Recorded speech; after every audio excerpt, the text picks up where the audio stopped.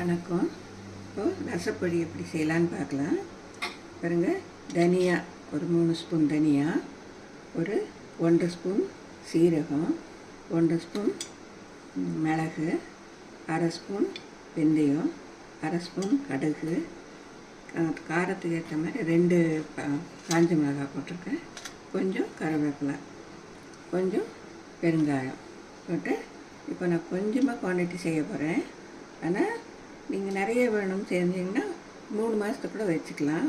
ஃப்ரிட்ஜில் வைக்கணும்னு அவசியமே இல்லை. இப்போது எப்படி செய்யலான்னு பார்க்கலாம். முதல்ல கொஞ்சமாக எண்ணெய் வச்சுக்குவோம்.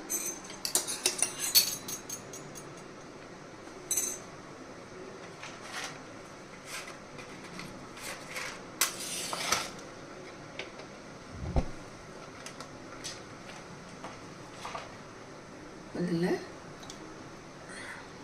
மிளகு போட்டுக்கலாம்.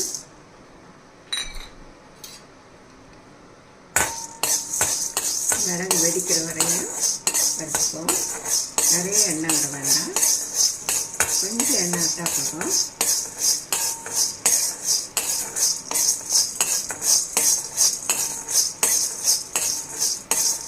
ரசப்பொடி ரொம்ப நல்லாயிருக்கும். நீங்கள் 3 மாதத்துக்குள்ள ஃப்ரிட்ஜில் வைக்காமே யூஸ் பண்ணிக்கலாம். கடையில் வாங்குறது என்ன சேர்ப்பாங்களோ தெரியாது. நம்ம வீட்லேயே செஞ்சுட்டோம்னா நல்லாயிருக்கும், சுத்தமாகவும் இருக்கும். வந்து இவ்வளோதான் வெடிச்சிருக்கிறாங்க. இவ்வளோ விட்டால் போதும்.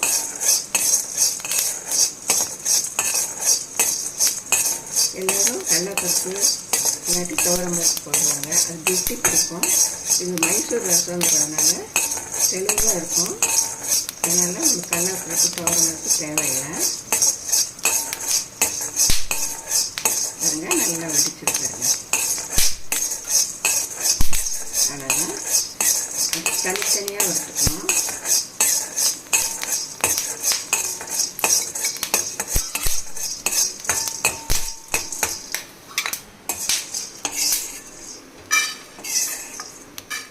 இப்போ சீரகம் போட்டுக்கலாம்.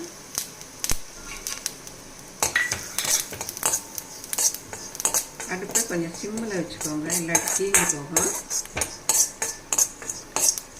தனித்தனியாக வச்சுக்கிட்டிங்கன்னா ஒன்று குறைந்த டைம் ஆகும், ஒன்று கொஞ்சம் நேரம் ஆகும். கொஞ்சம் வறுத்தா போதும்.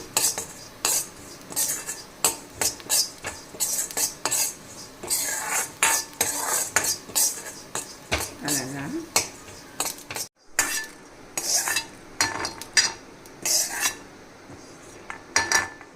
அடுத்தது தனியா போட்டுக்கலாம்.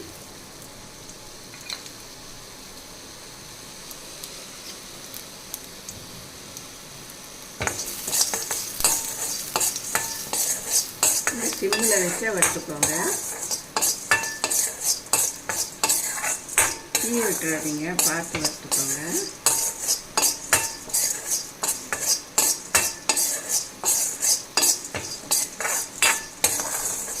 ஒரு டப்பாவில் போட்டு வச்சுக்கிட்டிங்கன்னா நல்லாயிருக்கும்.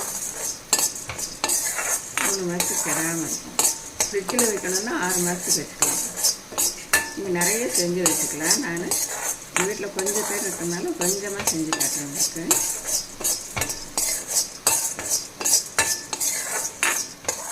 அடுத்தது கடுகு போட்டுக்கலாம்.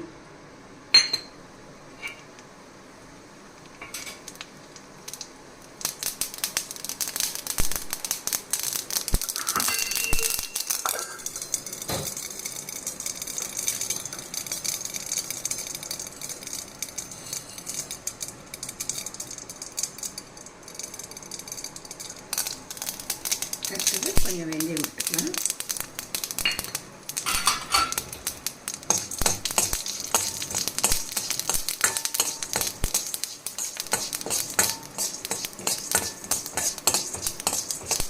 கொஞ்சம் பெருங்காயம் போட்டுக்கலாம். கட்டி பெருங்காயம் இருந்தால் நல்லாயிருக்கும். கட்டி பெருங்காயம் பார்த்து வாங்கிட்டோங்க. மிளகா போட்டுக்கலாம்.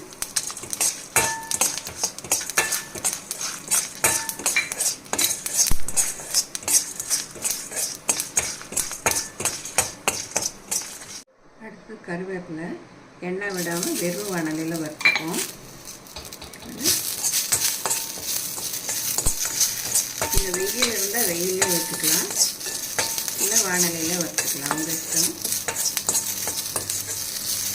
நல்லா ஆகிற வரையும் நல்லா வறுத்துப்போம். பாருங்கள், இப்போ நல்லா வறுப்பட்டுடுச்சு இல்லையா? இப்போ எல்லாத்தையும் சேர்த்து வறுத்துப்போம்.